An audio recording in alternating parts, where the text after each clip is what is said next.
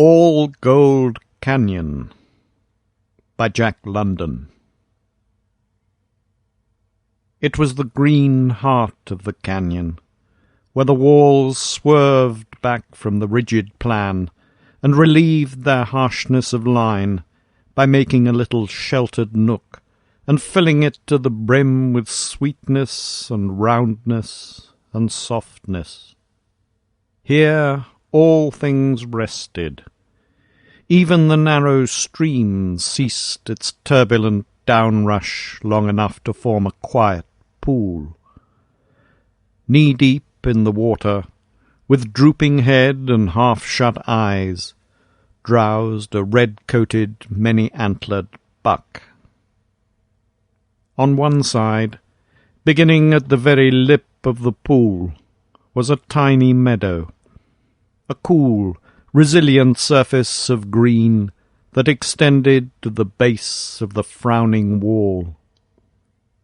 Beyond the pool, a gentle slope of earth ran up and up to meet the opposing wall. Fine grass covered the slope, grass that was spangled with flowers, with here and there patches of colour, orange and purple and golden. Below, the canyon was shut in. There was no view. The walls leaned together abruptly, and the canyon ended in a chaos of rocks, moss-covered and hidden by a green screen of vines and creepers and boughs of trees. Up the canyon rose far hills and peaks, the big foothills, pine-covered and remote. And far beyond, like clouds upon the border of the sky, towered minarets of white, where the Sierra's eternal snows flashed austerely the blazes of the sun. There was no dust in the canyon. The leaves and flowers were clean and virginal. The grass was young velvet. Over the pool, 3 cottonwoods sent their snowy fluffs fluttering down the quiet air. On the slope, the blossoms of the wine-wooded manzanita filled the air with springtime odours, while the leaves, wise with experience, were already beginning their vertical twist against the coming aridity of summer.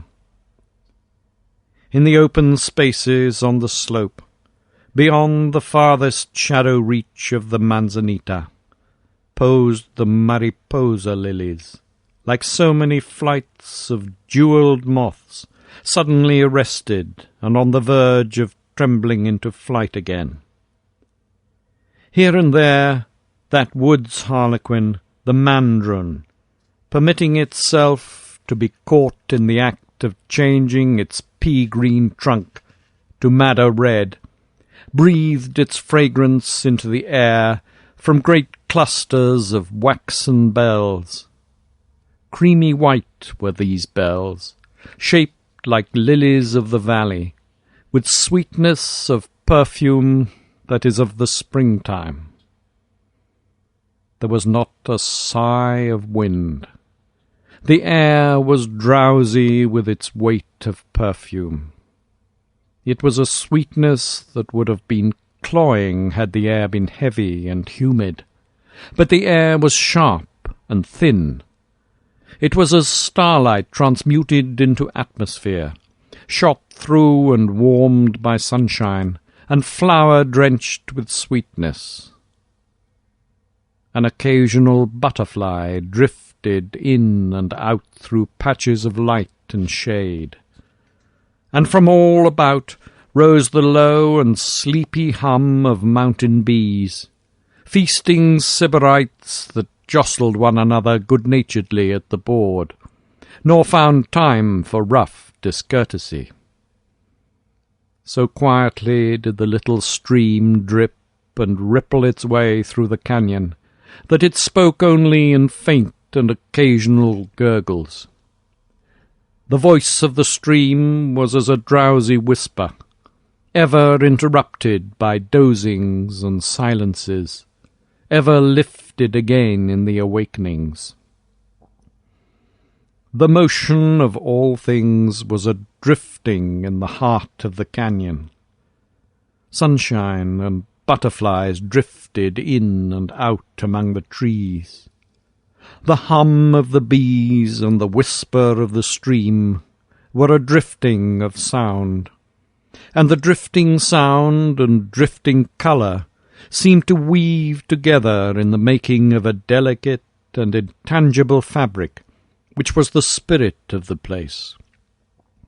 It was a spirit of peace, that was not of death, but of smooth, pulsing life, of quietude that was not silence, of movement that was not action, of repose that was quick with existence without being violent with struggle and travail.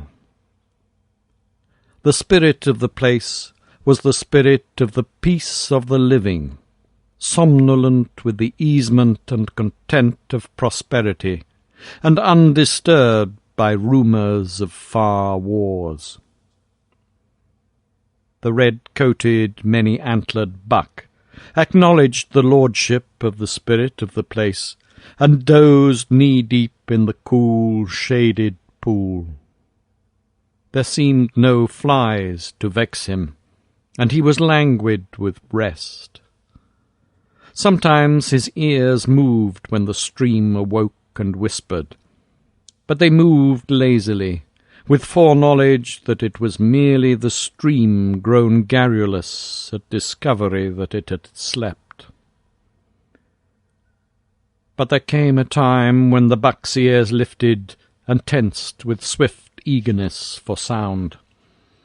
His head was turned down the canyon. His sensitive, quivering nostrils scented the air.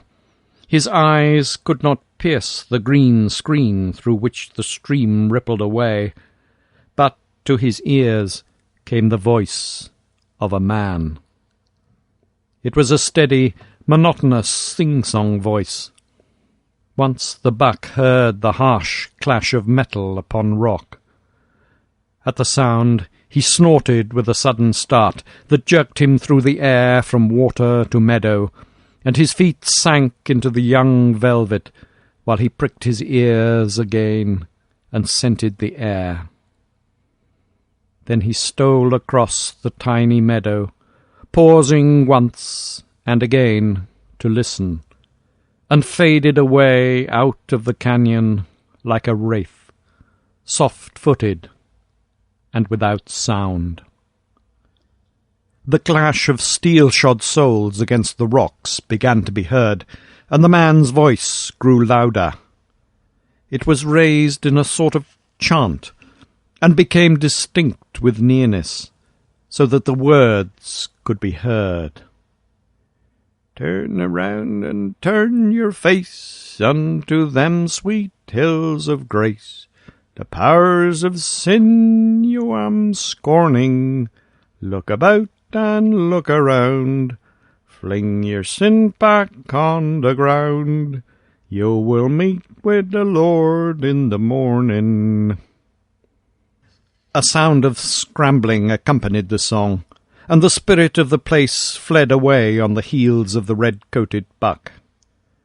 The green screen was burst asunder, and a man peered out at the meadow, and the pool, and the sloping side hill. He was a deliberate sort of man.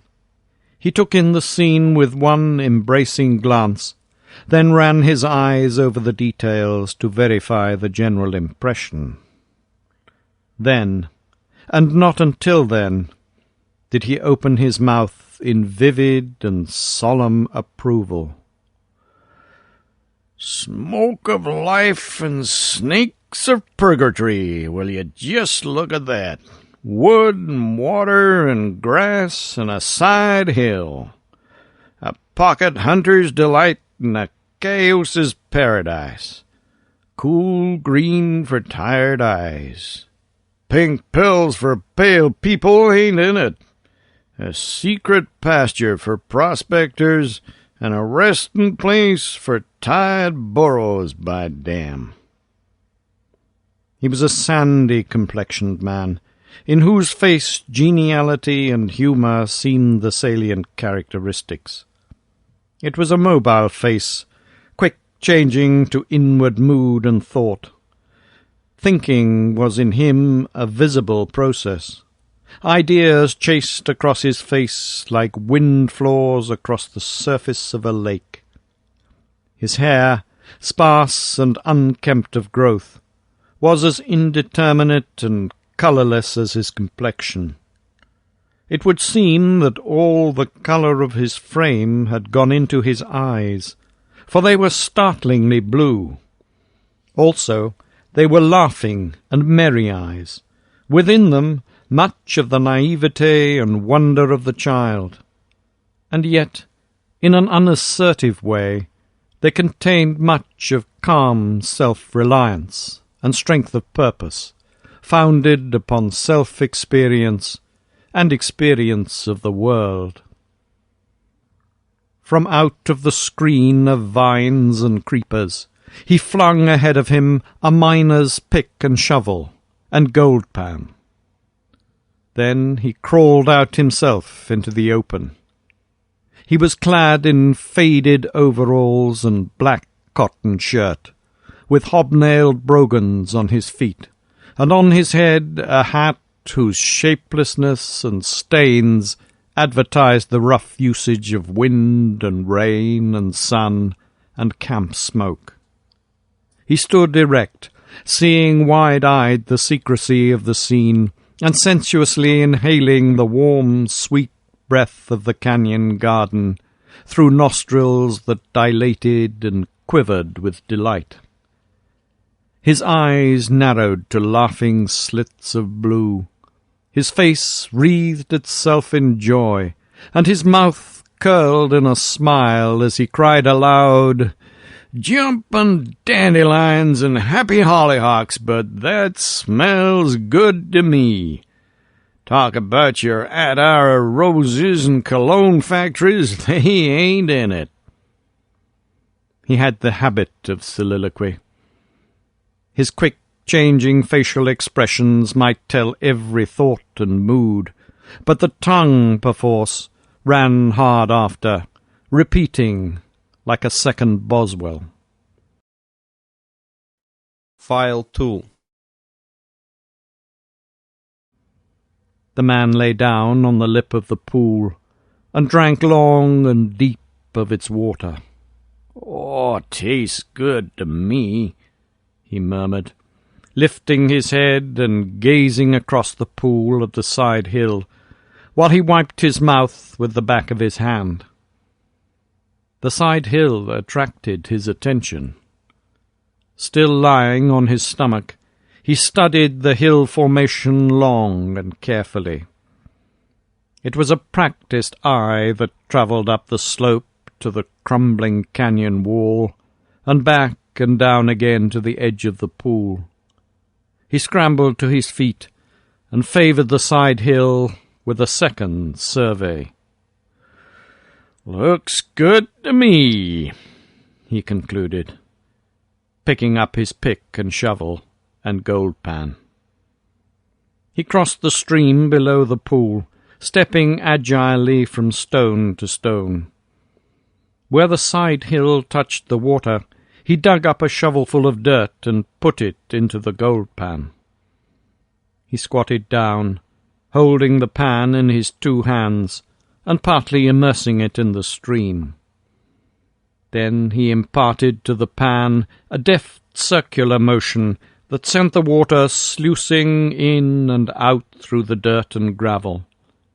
The larger and the lighter particles worked to the surface, and these, by a skilful dipping movement of the pan, he spilled out and over the edge. Occasionally, to expedite matters, he rested the pan and with his fingers raked out the large pebbles and pieces of rock. The contents of the pan diminished rapidly, until only fine dirt and the smallest bits of gravel remained. At this stage he began to work very deliberately and carefully. It was fine washing, and he washed fine and finer, with a keen scrutiny and delicate and fastidious touch.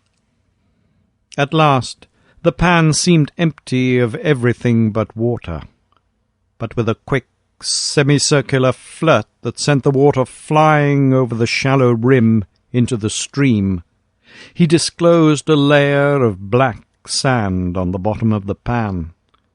So thin was this layer that it was like a streak of paint. He examined it closely. In the midst of it was a tiny golden speck. He dribbled a little water in over the depressed edge of the pan, and with a quick flirt he sent the water sluicing across the bottom, turning the grains of black sand over and over. A second tiny golden speck rewarded his effort. The washing had now become very fine, fine beyond all need of ordinary placer mining. He worked the black sand, a small portion at a time, up the shallow rim of the pan. Each small portion he examined sharply, so that his eyes saw every grain of it before he allowed it to slide over the edge and away. Jealously, bit by bit, he let the black sand slip away. A golden speck, no larger than a pinpoint, appeared on the rim, and by his manipulation of the water it returned to the bottom of the pan. And in such fashion another speck was disclosed, and another. Great was his care of them. Like a shepherd, he herded his flock of golden specks, so that not one should be lost. At last, of the pan of dirt nothing remained but his golden herd. He counted it, and then, after all his labour, sent it flying out of the pan with one final swirl of water. But his blue eyes were shining with desire as he rose to his feet. 7, he muttered aloud, asserting the sum of the specks for which he had toiled so hard, and which he had so wantonly thrown away. 7, he repeated, with the emphasis of one trying to impress a number on his memory. He stood still a long while, surveying the hillside. In his eyes was a curiosity, new aroused and burning. There was an exultance about his bearing, and a keenness like that of a hunting animal catching the fresh scent of the game. He moved down the stream a few steps, and took a second panful of dirt. Again came the careful washing, the jealous herding of the golden specks, and the wantonness with which he sent them flying into the stream when he had counted their number. 5, he muttered, and repeated, 5. He could not forbear another survey of the hill before filling the pan further down the stream. His golden herds diminished. 4, 3, 2, 2, 1 were his memory tabulations as he moved down the stream. When but one speck of gold rewarded his washing, he stopped and built a fire of dry twigs.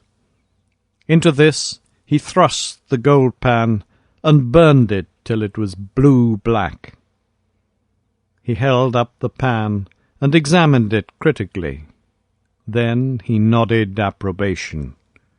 Against such a colour background he could defy the tiniest yellow speck to elude him. Still moving down the stream, he panned again. A single speck was his reward. A third pan contained no gold at all. Not satisfied with this, he panned 3 times again, taking his shovels of dirt within a foot of one another. Each pan proved empty of gold, and the fact, instead of discouraging him, seemed to give him satisfaction. His elation increased with each barren washing, until he arose, claiming jubilantly, "If it ain't the real thing, may God knock off my head with sour apples." Returning to where he had started operations, he began to pan up the stream. At first his golden herds increased prodigiously. 14, 18, 21, 26, ran his memory tabulations. Just above the pool he struck his richest pan. 35 colours. "Almost enough to save," he remarked regretfully, as he allowed the water to sweep them away. The sun climbed to the top of the sky. The man worked on. Pan by pan he went up the stream, the tally of results steadily decreasing. "That's just bullful the way it peters out," he exulted, when a shovelful of dirt contained no more than a single speck of gold. And when no specks at all were found in several pans, he straightened up and favoured the hillside with a confident glance. "Aha, Mr. Pocket!" he cried out, as though to an auditor hidden somewhere above him beneath the surface of the slope. "Aha, Mr. Pocket, I'm a-comin', and I'm surely gonna get you. You hear me, Mr. Pocket? I'm comin' to get you as sure as pumpkins ain't cauliflowers." He turned and flung a measuring glance at the sun poised above him in the azure of the cloudless sky. Then he went down the canyon, following the line of shovel-holes he had made in filling the pans. He crossed the stream below the pool and disappeared through the green screen. There was little opportunity for the spirit of the place to return with its quietude and repose, for the man's voice, raised in ragtime song, still dominated the canyon with possession. After a time, with a greater clashing of steel-shod feet on rock, he returned. The green screen was tremendously agitated. It surged back and forth in the throes of a struggle. There was a loud grating and clanging of metal. The man's voice leaped to a higher pitch and was sharp with imperativeness. A large body plunged and panted.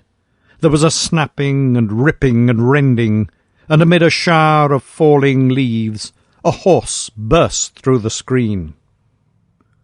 On its back was a pack, and from this trailed broken vines and torn creepers. The animal gazed with astonished eyes at the scene into which it had been precipitated, then, dropping its head to the grass, began contentedly to graze. A second horse scrambled into view, slipping once on the mossy rocks, and regaining equilibrium when its hooves sank into the yielding surface of the meadow.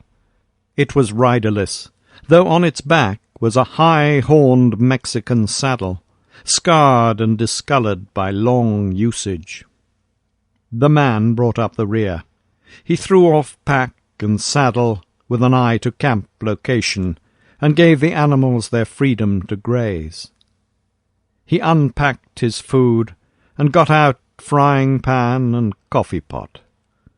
He gathered an armful of dry wood, and with a few stones made a place for his fire. "My," he said, "but I've got an appetite. I could scoff iron filings and horseshoe nails, and thank you kindly, ma'am, for a second helping." He straightened up, and while he reached for matches in the pocket of his overalls, his eyes travelled across the pool to the side hill.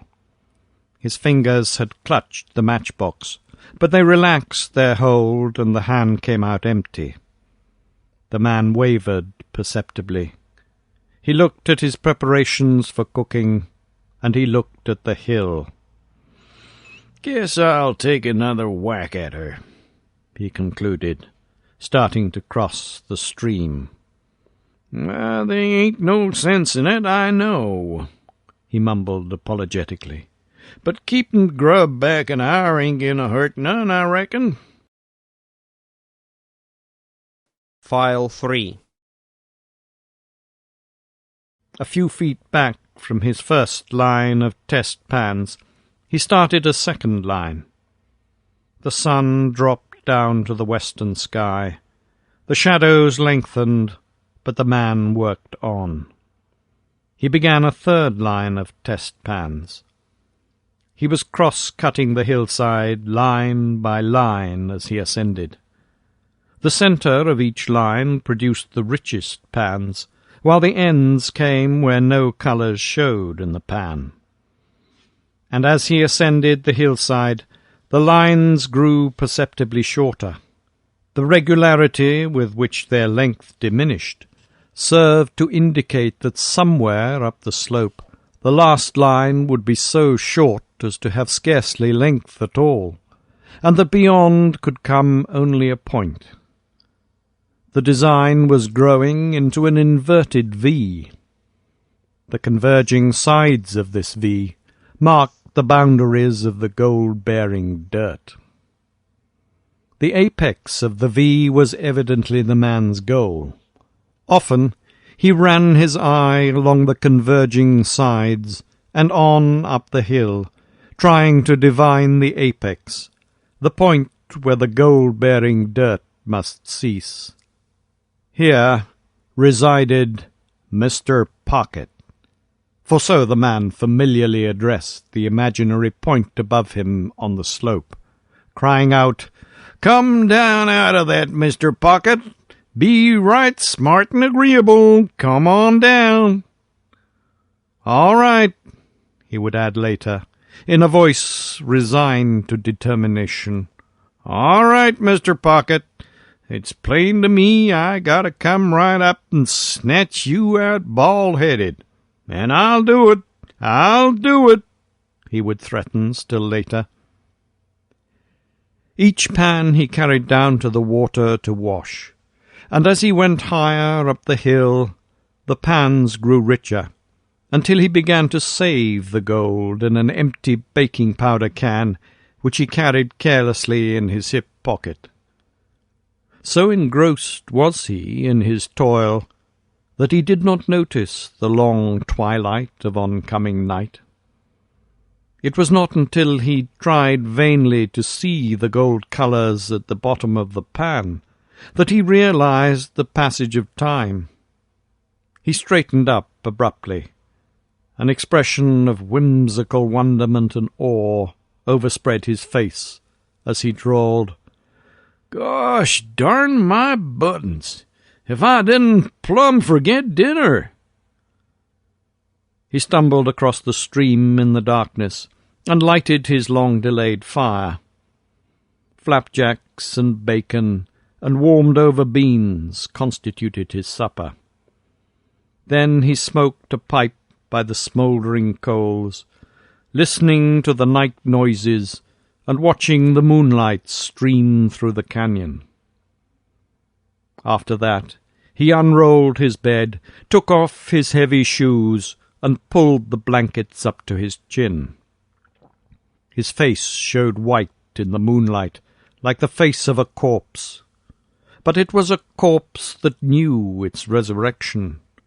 For the man rose suddenly on one elbow and gazed across at his hillside. "Good night, Mr. Pocket," he called sleepily. "Good night." He slept through the early grey of morning until the direct rays of the sun smote his closed eyelids, when he awoke with a start and looked about him until he had established the continuity of his existence and identified his present self with the days previously lived. To dress, he had merely to buckle on his shoes. He glanced at his fireplace and at the hillside, wavered, but fought down the temptation and started the fire. "Keep your shirt on, Bill, keep your shirt on," he admonished himself. "What's the good of rushing? No use in getting all het up and sweaty. Mr. Pocket'll wait for you. He ain't running away 'fore you can get your breakfast. Now, what you want, Bill, is something fresh in your bill of fare, so it's up to you to go and get it." He cut a short pole at the water's edge and drew from one of his pockets a bit of line and a draggled fly that had once been a royal coachman. "Maybe they'll bite in the early morning," he muttered, as he made his first cast into the pool, and a moment later he was gleefully crying, "What did I tell you, eh? What did I tell you?" He had no reel, nor any indication to waste time, and by main strength and swiftly he drew out of the water a flashing 10-inch trout. 3 more, caught in rapid succession, furnished his breakfast. When he came to the stepping stones on his way to the hillside, he was struck by a sudden thought, and paused. "I'd better just take a hike downstream a ways," he said.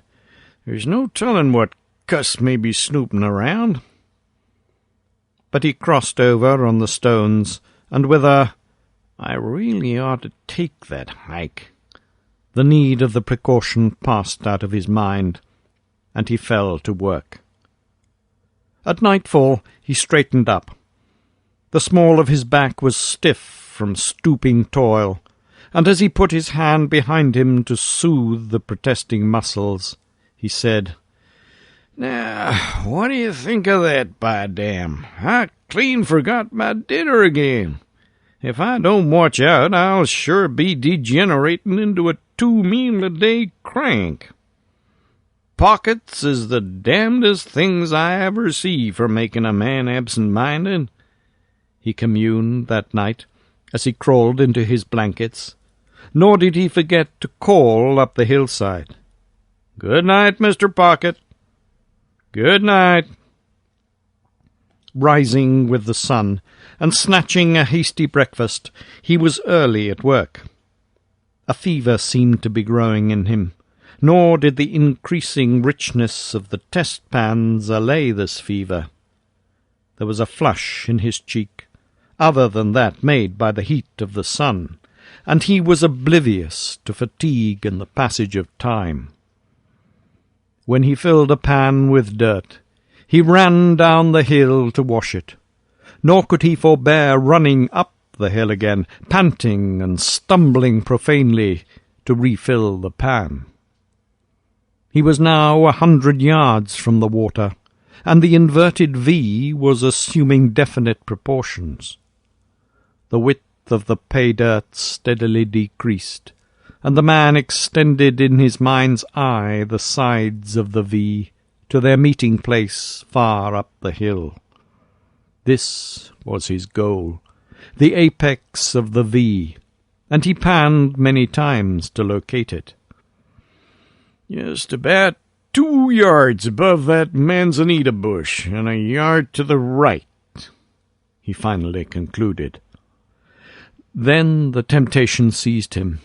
"Oh, as plain as the nose on your face," he said, as he abandoned his laborious cross-cutting and climbed to the indicated apex. He filled a pan and carried it down the hill to wash. It contained no trace of gold. He dug deep, and he dug shallow, filling and washing a dozen pans, and was unrewarded even by the tiniest golden speck. He was enraged at having yielded to the temptation, and cursed himself blasphemously and pridelessly. Then he went down the hill and took up the cross-cutting. "Slow and certain, Bill, slow and certain," he crooned. "Shortcuts to fortune ain't in your line, and it's about time you know it. Get wise, Bill, get wise. Slow and certain's the only hand you can play. So go to it, and keep to it, too." As the cross-cuts decreased, showing that the sides of the V were converging, the depth of the V increased. The gold trace was dipping into the hill. It was only at 30 inches beneath the surface that he could get colours in his pan. The dirt he found at 25 inches from the surface, and at 35 inches, yielded barren pans. At the base of the V, by the water's edge, he had found the gold colours of the grass roots. The higher he went up the hill, the deeper the gold dipped. To dig a hole 3 feet deep in order to get one test pan was a task of no mean magnitude, while between the man and the apex intervened an untold number of such holes to be dug. "And there's no telling how much deeper it'll pitch," he sighed, in a moment's pause, while his fingers soothed his aching back. Feverish with desire, with aching back and stiffening muscles, with pick and shovel gouging, and mauling the soft brown earth, the man toiled up the hill. Before him was the smooth slope, spangled with flowers and made sweet with their breath. Behind him was devastation. It looked like some terrible eruption breaking out on the smooth skin of the hill. His slow progress was like that of a slug, befouling beauty with a monstrous trail. Though the dipping gold trace increased the man's work, he found consolation in the increasing richness of the pans. 20 cents, 30 cents, 50 cents, 60 cents were the values of the gold he found in the pans. And at nightfall he washed his banner pan, which gave him $1 worth of gold dust from a shovelful of dirt. "I'll just bet it's my luck to have some inquisitive cuss come buttoning here on my pasture," he mumbled sleepily that night, as he pulled the blankets up to his chin. Suddenly he sat upright. "Bill!" he called sharply. "Now listen to me, Bill, you hear? It's up to you tomorrow morning to mosey round, see what you can see, understand? Tomorrow morning, and don't you forget it." He yawned and glanced across at his side hill. "Good night, Mr. Pocket," he called. File 4. In the morning he stole a march on the sun, for he had finished breakfast when its first rays caught him, and he was climbing the wall of the canyon where it crumbled away and gave footing. From the outlook at the top, he found himself in the midst of loneliness.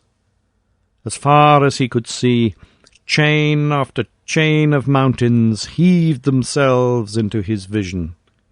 To the east, his eyes leaping the miles between range and between many ranges, brought up at last against the white-peaked Sierras, the main crest where the backbone of the western world reared itself against the sky. To the north and south he could see more distinctly the cross systems that broke through the main trend of the sea of mountains.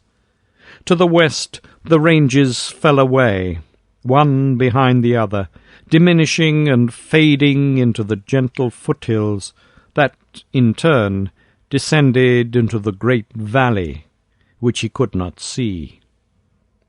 And in all that mighty sweep of earth, He saw no sign of man, nor of the handiwork of man, save only the torn bosom of the hillside at his feet.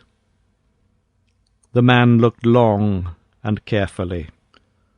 Once, far down his own canyon, he thought he saw in the air a faint hint of smoke.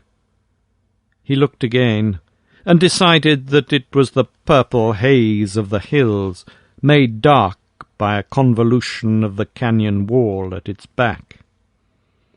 "Hey, you, Mr. Pocket," he called down into the canyon. "Stand out from under. I'm a-comin'. Mr. Pocket, I'm a-comin'."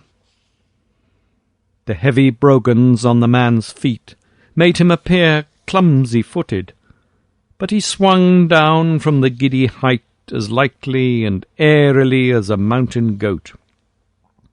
A rock, turning under his foot on the edge of the precipice, did not disconcert him. He seemed to know the precise time required for the turn to culminate in disaster, and in the meantime he utilized the false footing itself for the momentary earth contact necessary to carry him on into safety. Where the earth sloped so steeply that it was impossible to stand for a second upright, the man did not hesitate. His foot pressed the impossible surface for but a fraction of the fatal second, and gave him the bound that carried him onward. Again, where even the fraction of a second's footing was out of the question, he would swing his body past by a moment's hand-grip on a jutting knob of rock, a crevice, or a precariously rooted shrub. At last, with a wild leap and yell, he exchanged the face of the wall for an earth slide, and finished the descent in the midst of several tons of sliding earth and gravel. His first pan of the morning washed out over $2 in coarse gold. It was from the centre of the V. To either side, the diminution in the values of the pans was swift. His lines of cross-cutting holes were growing very short. The converging sides of the inverted V were only a few yards apart. Their meeting point was only a few yards above him. But the pay streak was dipping deeper and deeper into the earth. By early afternoon he was sinking the test holes 5 feet before the pans could show the gold trace. For that matter, the gold trace had become something more than a trace. It was a placer mine in itself, and the man resolved to come back after he had found the pocket and work over the ground. But the increasing richness of the pans began to worry him. By late afternoon, the worth of the pans had grown to $3 and $4. The man scratched his head perplexedly, and looked a few feet up the hill at the manzanita bush that marked approximately the apex of the V. He nodded his head, and said, oracularly, "It's one of two things, Bill, one of two things. Either Mr. Pocket spilled himself out and down the hill, or else Mr. Pocket's that damned rich you maybe won't be able to carry him all away with you. And that'd be hell, wouldn't it now?" He chuckled at contemplation of so pleasant a dilemma. Nightfall found him by the edge of the stream, his eyes wrestling with the gathering darkness over the washing of a $5 pan. "Wish I had electric light to go on working," he said. He found sleep difficult that night. Many times he composed himself and closed his eyes for slumber to overtake him. But his blood pounded with too strong desire, and as many times his eyes opened and he murmured wearily, "Oh, wish it was sun-up." Sleep came to him in the end, but his eyes were open with the first paling of the stars, and the grey of dawn caught him with breakfast finished, and climbing the hillside in the direction of the secret abiding place of Mr. Pocket. The first cross-cut the man made, there was space for only 3 holes. So narrow had become the pay-streak, and so close was he to the fountain-head of the golden stream he'd been following for 4 days. "Be calm, Bill, be calm," he admonished himself, as he broke ground for the final hole where the sides of the V had at last come together in a point. "I've got the almighty cinch on you, Mr. Pocket, and you can't lose me," he said, many times as he sank the hole deeper and deeper. 4 feet, 5 feet, 6 feet, he dug his way down into the earth. The digging grew harder.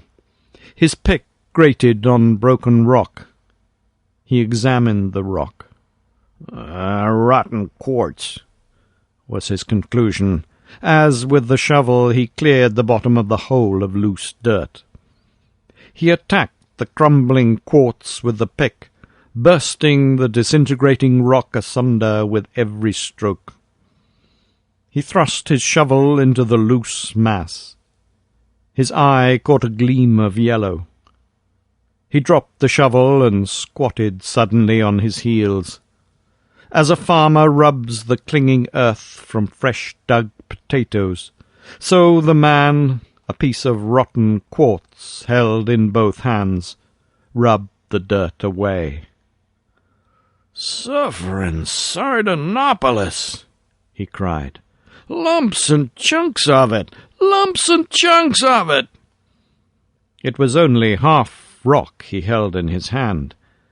The other half was virgin gold.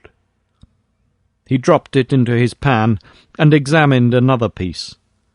Little yellow was to be seen, but with his strong fingers he crumbled the rotten quartz away till both hands were filled with glowing yellow. He rubbed the dirt away from fragment after fragment, tossing them into the gold pan. It was a treasure hole.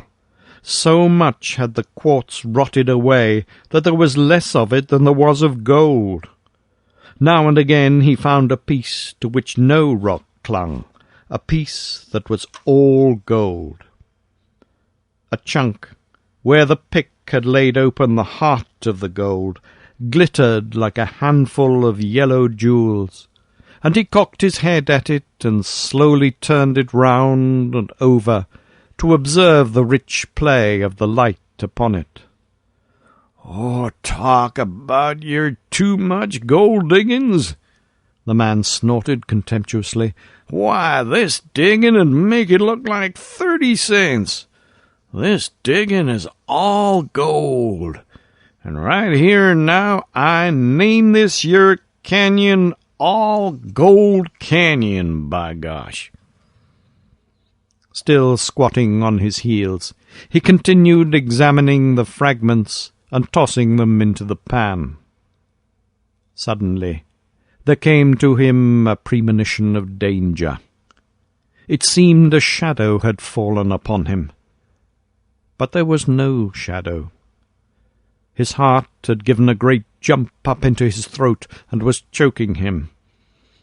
Then his blood slowly chilled, and he felt the sweat of his shirt cold against his flesh. He did not spring up, nor look around. He did not move. He was considering the nature of the premonition he had received, trying to locate the source of the mysterious force that had warned him, striving to sense the imperative presence of the unseen thing that threatened him. There is an aura of things hostile, made manifest by messengers too refined for the senses to know, and this aura he felt, but knew not how he felt it.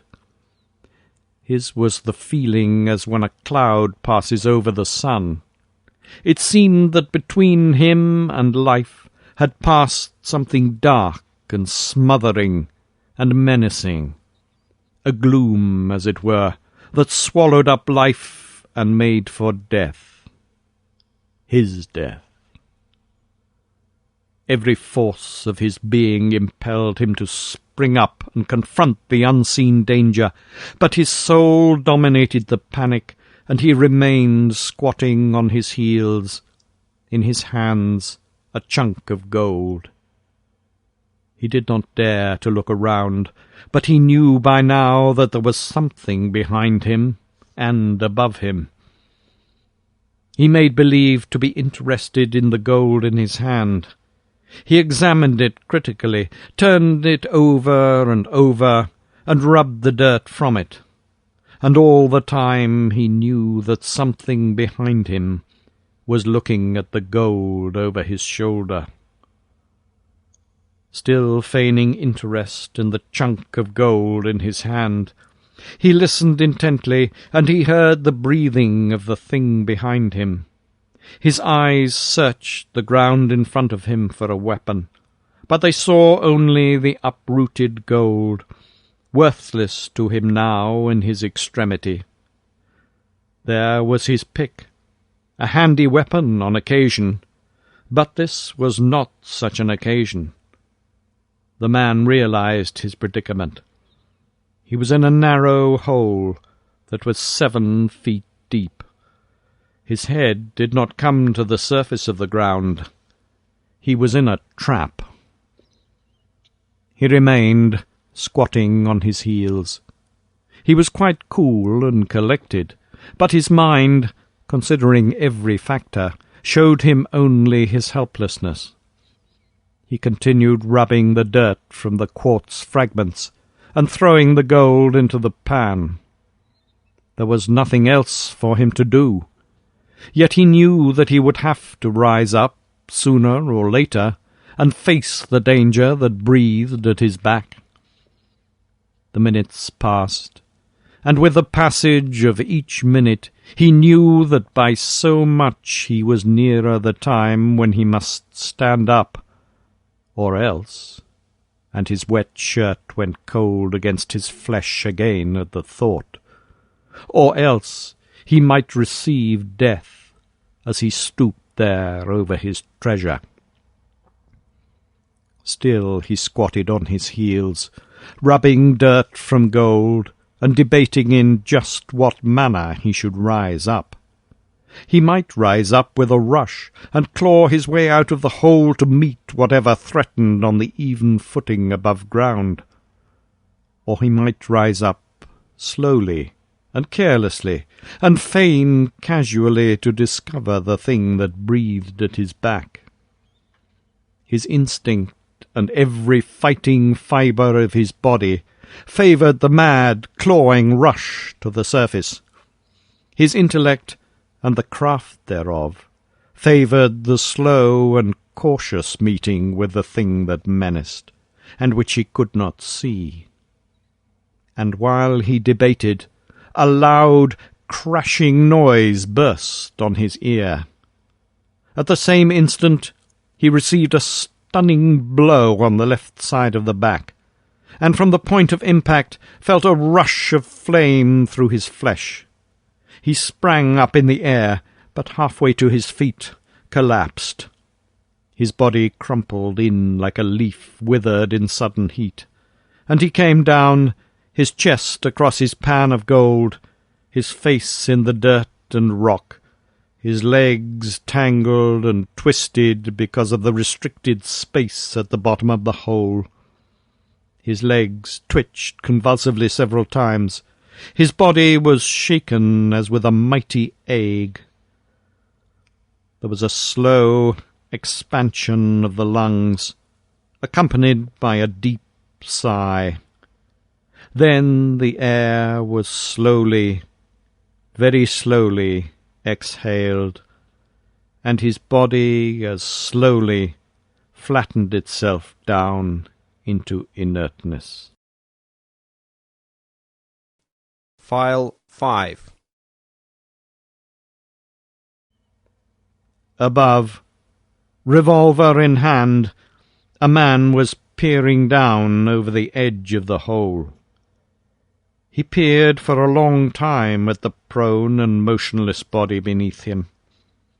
After a while, the stranger sat down on the edge of the hole so that he could see into it, and rested the revolver on his knee. Reaching his hand into a pocket, he drew out a wisp of brown paper. Into this he dropped a few crumbs of tobacco. The combination became a cigarette, brown and squat, with the ends turned in. Not once did he take his eyes from the body at the bottom of the hole. He lighted the cigarette and drew its smoke into his lungs with a caressing intake of the breath. He smoked slowly. Once the cigarette went out and he relighted it, and all the while he studied the body beneath him. In the end, he tossed the cigarette stub away and rose to his feet. He moved to the edge of the hole. Spanning it, a hand resting on each edge, and with the revolver still in his right hand, he muscled his body down into the hole. While his feet were yet a yard from the bottom, he released his hands and dropped down. At the instant his feet struck bottom, he saw the pocket miner's arm leap out, and his own legs knew a swift, jerking grip that overthrew him. In the nature of the jump, his revolver hand was above his head.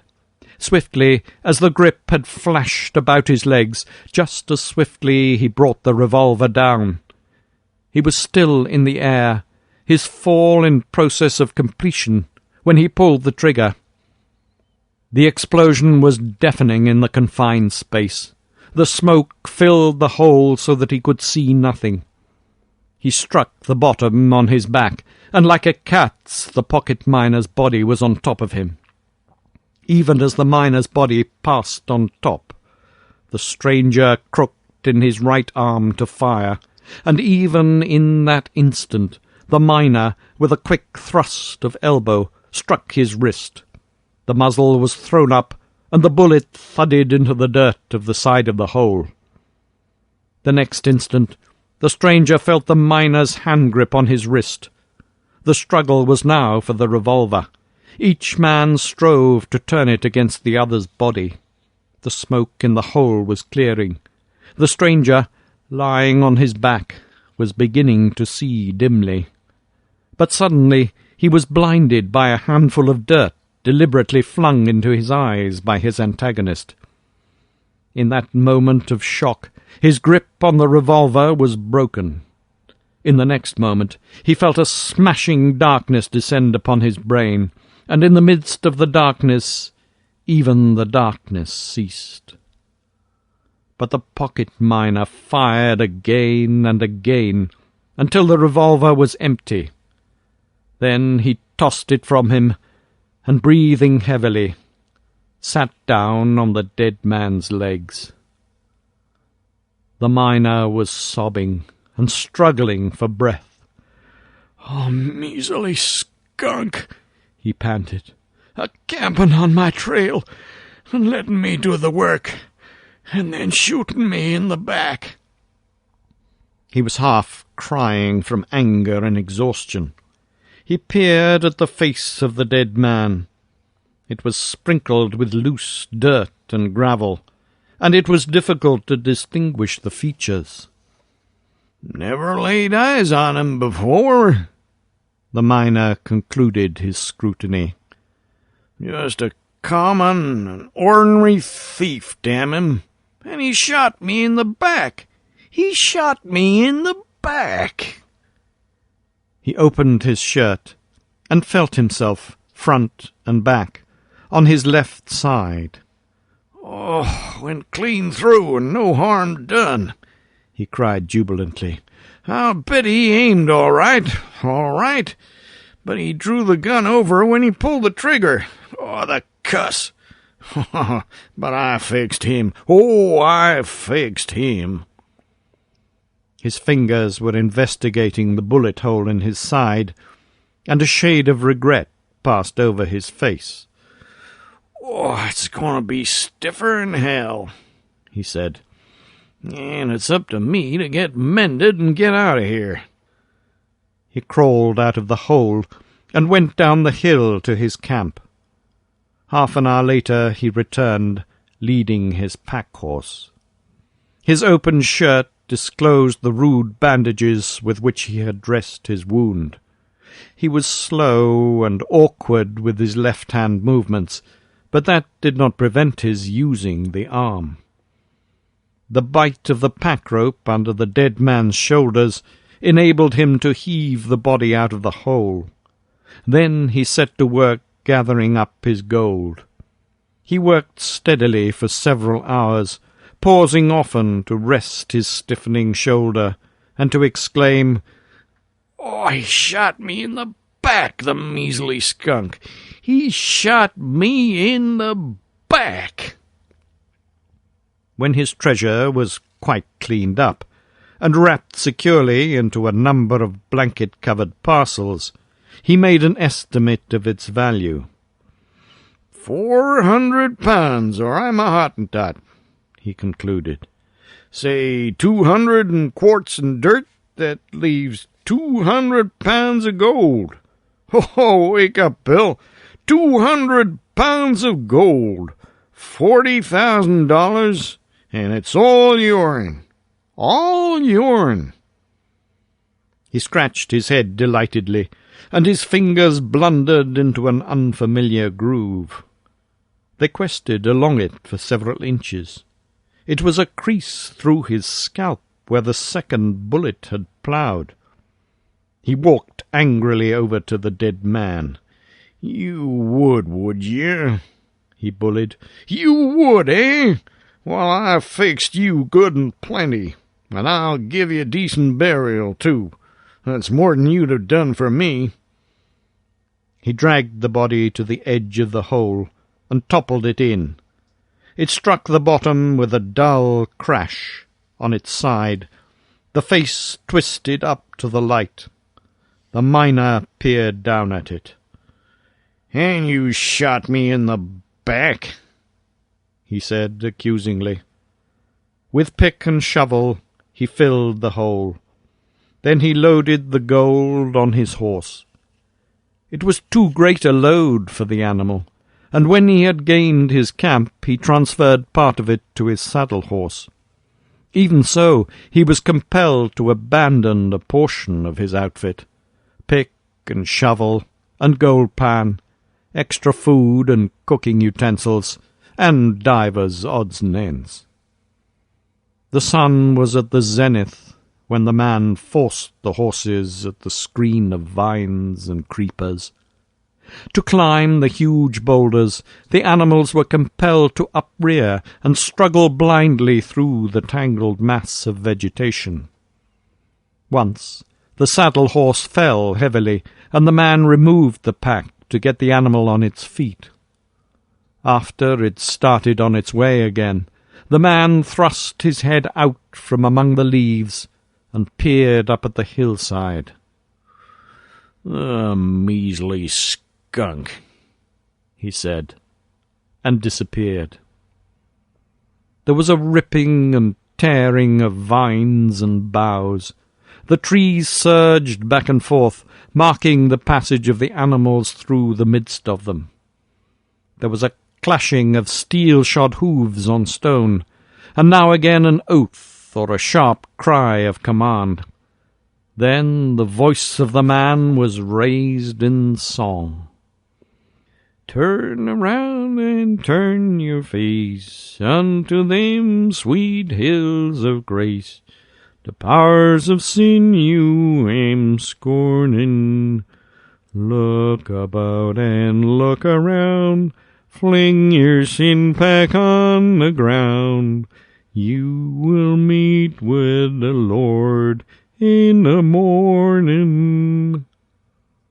The song grew faint and fainter, and through the silence crept back the spirit of the place. The stream once more drowsed and whispered. The hum of the mountain bees rose sleepily. Down through the perfume-weighted air fluttered the snowy fluffs of the cottonwoods. The butterflies drifted in and out among the trees, and over all blazed the quiet sunshine. Only remained the hoof-marks in the meadow, and the torn hillside, to mark the boisterous trail of the life that had broken the peace of the place, and passed on. The end.